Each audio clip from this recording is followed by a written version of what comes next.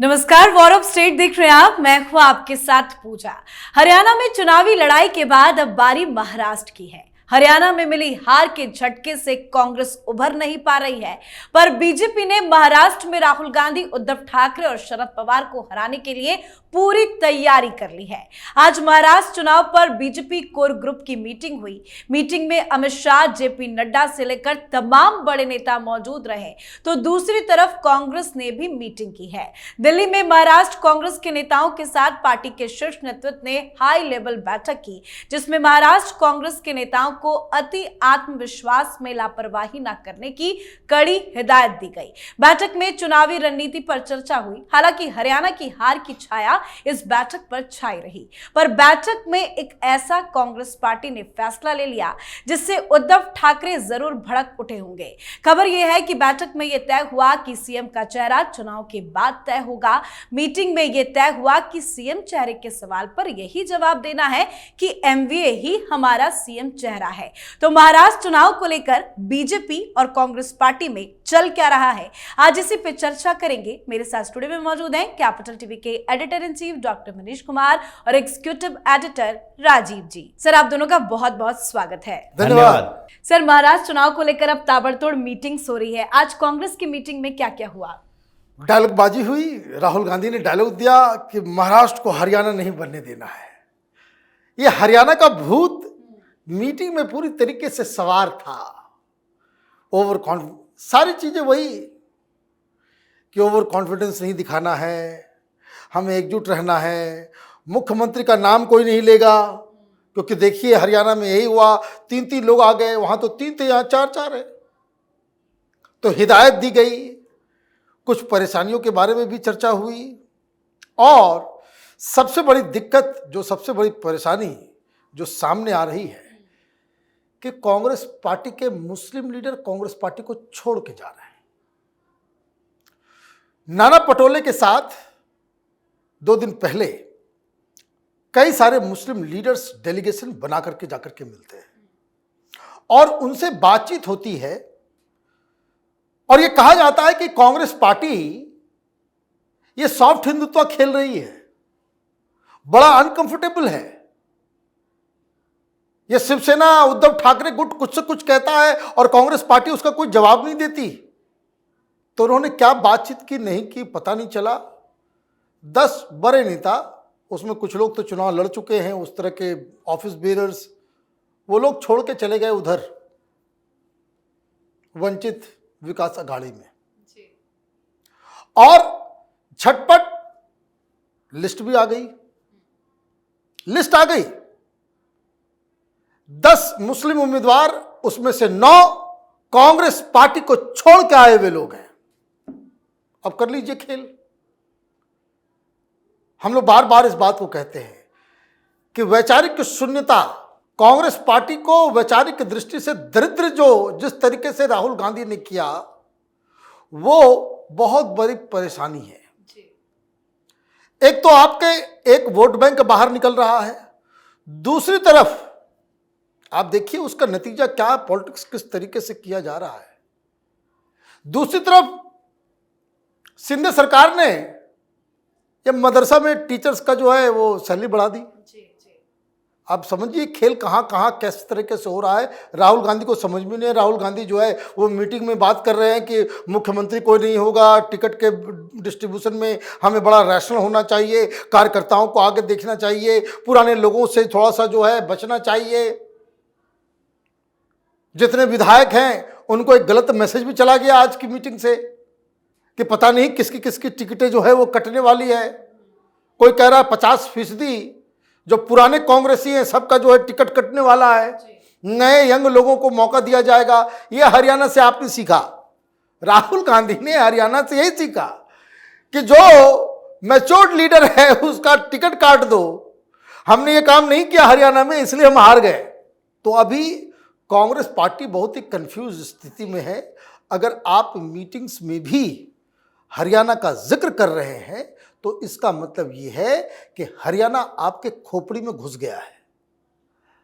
You are planning with a defeatist mindset कि वहां क्या क्या गलतियां हो गई उसको नहीं दोहराना है, और यही मिस्टेक कांग्रेस पार्टी के लिए महंगा पड़ने वाला। बिल्कुल राजीव सर, तो जैसे कि सर ने समझाया कि जो बड़े और वरिष्ठ लीडर्स हैं, जो बुजुर्ग लीडर हैं, उनका टिकट काटा जाएगा। अगर ये फैसला कांग्रेस पार्टी करती है तो भी तो और बड़ा विद्रोह हो जाएगा महाराष्ट्र में। देखिए, ये तो फार्मूला है कांग्रेस की। ये कई समय से ये चर्चा में थी कि हमको बार बार कैंडिडेट रिपीट करना है कि नहीं, या कुछ चेहरे बदलने हैं, क्योंकि 44 सीटें पिछली बार कांग्रेस को मिली थी विधानसभा चुनाव में, तो 44 के 44 लीडर को तो नहीं दिया जाएगा। ऐसे भी कुछ पहले ही छोड़ के जा चुके हैं कांग्रेस को, तो कुछ चेहरे बदले जाने की संभावना है। लेकिन इस मीटिंग में इन लोगों ने जिस तरीके की चर्चा की आपस में, उससे तो ये लगता है कि अभी टारगेट भारतीय जनता पार्टी के बदले इन तीनों पार्टियां ही हैं। एक दूसरे के खिलाफ अभी ये लड़ाई लड़ रहे हैं कि हमें कैसे सारी पार्टियों को मैनेज करना है, यानी कि शरद पवार को, उद्धव ठाकरे को और कांग्रेस के नेताओं को, क्योंकि इन लोगों की समस्या भारतीय जनता पार्टी से ज्यादा बड़ी ये है। और इस बीच जो बार बार ये कहा गया इंडी अलायंस की बात हुई कि इंडी अलायंस को एकजुट होकर चुनाव लड़ना चाहिए, ये उद्धव ठाकरे भी बोले। इस बात की चर्चा भी हुई कि उद्धव ठाकरे की पार्टी भी कहती है भाई कि सबको साथ लेकर चलना चाहिए था। राहुल गांधी से स्ट्रेटेजिकल फेल्यूअर कहा जा सकता है इसको। तो रणनीति में जो चूक हुई है राहुल गांधी से, तो इस पर चर्चा हुई कि हम कुछ और एक्सपेंड कर सकते हैं अघाड़ी को, और अघाड़ी को एक्सपेंड करने के लिए हमें कम्युनिस्ट पार्टी को भी साथ लाना चाहिए। सीपीएम भी वहां चुनाव लड़ती है, तो कम्युनिस्ट पार्टी को भी साथ लाना चाहिए। 2 सीटों पर पिछली बार जीती थी ओवैसी की पार्टी भी, एक औरंगाबाद से तो सांसद भी एक बार रह चुके हैं ओवैसी की पार्टी के इम्तियाज जलील। तो इस व्यवस्था के साथ क्या ओवैसी को भी साथ लाया जा सकता है, या फिर दूसरी छोटी छोटी पार्टियां जो है, जैसे प्रकाश अंबेडकर की पार्टी की बात है, वो लिस्ट निकाल रहे हैं। लेकिन फिर भी इस बीच शरद पवार को इसके लिए मनाया जाना मुश्किल है कि प्रकाश अंबेडकर के साथ इनका गठबंधन होगा कि नहीं। जैसे ओवैसी के साथ गठबंधन के लिए उद्धव ठाकरे को मनाना मुश्किल है। तो ये सारी कवायतें अभी इन लोगों की यही चल रही है कि चुनाव की घोषणा और सीट शेयरिंग फार्मूला हो सकता है, 10-5 सीटें इधर उधर हो सकती है, लेकिन सीट शेयरिंग फार्मूला से जीत का फार्मूला नहीं निकलेगा। जीतने के लिए हमें क्या करना है, उस बात की चर्चा करो। और इसी बात को लेकर इन लोगों के अंदर कंफ्यूजन है कि अभी पार्टियों को लाना है या फिर इन पार्टियों में से कुछ को घटाना है। जैसी स्थिति चल रही है उसमें लगता नहीं है कि अघाड़ी आगे बढ़ने के लिए मीटिंग कर रहे हैं ये लोग, बल्कि और धीरे धीरे पीछे ही घटते जा रहे हैं। बिल्कुल, तो ये तो बात हो गई सर कांग्रेस पार्टी की। बीजेपी में क्या कुछ चल रहा है? बीजेपी में सब कुछ बढ़िया चल रहा है। देखिए किस तरीके से इन लोगों ने आज ये घोषणा कर दी थी कि मुंबई के अंदर जितनी भी गाड़ियां आएंगी उनका टोल फ्री, महिलाओं के लिए योजनाएं जो हैं उसकी भी घोषणा कर दी गई कुछ दिन पहले।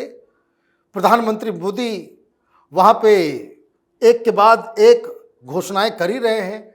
एक तरीके से जो फॉर्मेलिटीज जो होता है सरकार की तरफ से चुनाव से ठीक पहले, वो सारी चीजें हो गई। दूसरा, सीट शेयरिंग का फॉर्मूला भी निकल गया। Almost they have decided their candidates on 230 seats, 288 सीटों में से खबर ये आ रही है कि 150-160 के आसपास भारतीय जनता पार्टी लड़ेगी, 90 सीटों के आसपास जो है वो शिंदे गुट लड़ने वाला है, और 40 से 45 सीटें जो है वो अजित पवार लड़ेंगे। तो ये मोटा मोटी जो है एक सेट पैटर्न जो है वो हो ही गया है। मुख्यमंत्री है आपके पास, संगठन है आपके पास, सारी चीजें आपके पास आपके फेवर में नजर आ रही हैं। अब सिर्फ ये बचा हुआ है कि आप किस तरह का कैंपेन को कोऑर्डिनेट करेंगे। दूसरी चीज, आपके पास क्या स्ट्रेटजी होगी, क्योंकि आज की जो मीटिंग जो कांग्रेस वाली हुई वहां एक चीज तय किया गया कि भाई यहां पे तो सारी चीजें गड़बड़ चल रही है। इस बार हम लोग जो फॉर्मूला हमने हरियाणा में इस्तेमाल नहीं किया, जो हमें करना चाहिए था सबसे ज्यादा, वो ये कि संविधान खतरे में है। तो इस संविधान खतरे में लेकर के घूमेंगे तो उसका क्या उपाय होना चाहिए। लेकिन जिस तरीके से कुछ सीक्रेट मीटिंग्स हो रही हैं अलायंस को लेकर के, कोई बहुत बड़ी खबर आ जाए तो इस पे कोई आदमी आश्चर्य मत कीजिएगा। भारतीय जनता पार्टी बहुत ही प्रोफेशनल है इस मामले में। वो अलायंस बनाने में, अलायंस तोड़ने में और लास्ट मोमेंट में बड़े फैसले लेने में हिचकने वाली पार्टी नहीं है।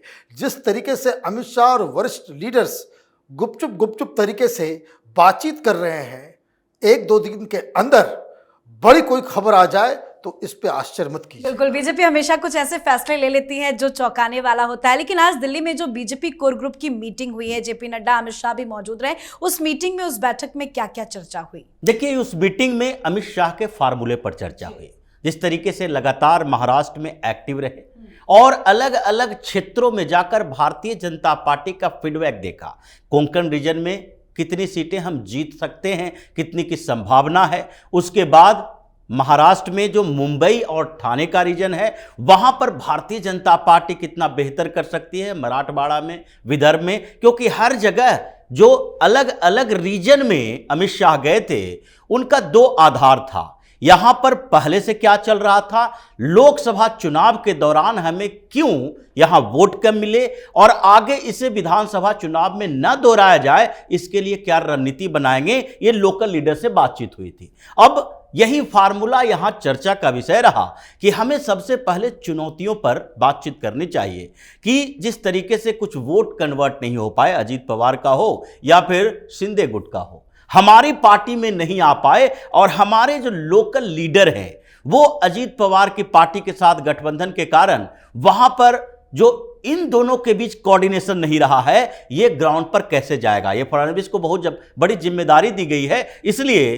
कुछ समय से फडणवीस भी बार बार ये बात बोल रहे हैं, लोकसभा चुनाव की तरह ये नहीं है। हमने इतने महीनों में पूरे अपने ही संगठन के लोगों को यह समझाया है कि कुछ इंतजार करना सीखना चाहिए हमें अगर जीतना है तो इसलिए हम लोकल लेवल पर कोऑर्डिनेशन बनाकर रखे हैं। इस बार वो गलतियां नहीं होगी। अगर बाय द वे जरूरत पड़ेगी तो गठबंधन बदल सकते हैं। जैसा डॉक्टर साहब ने कहा कि गठबंधन बदलने के लिए भारतीय जनता पार्टी तैयार है, सीट पर कंप्रोमाइज नहीं करेगी, लेकिन पहले चुनौतियों को आइडेंटिफाई करो, उसके बाद हम जीत का फार्मूला लेकर आएंगे, सीट शेयरिंग का फार्मूला नहीं। बिल्कुल, और ये बीजेपी की तैयारी कांग्रेस पार्टी पर भारी है। बहुत बहुत धन्यवाद सर आप दोनों का। धन्यवाद। तो बीजेपी की तैयारी पूरी है। बताया तो जा रहा है कि महायुति के बीच सीट बंटवारे को लेकर बातचीत लगभग फाइनल हो गई है। बीजेपी लोकसभा चुनाव वाली गलती से बचने के लिए इस बार चुनाव से पहले ही टिकटों के वितरण को लेकर मंथन कर रही है। तो वहीं कांग्रेस पार्टी ने भी आज मीटिंग की।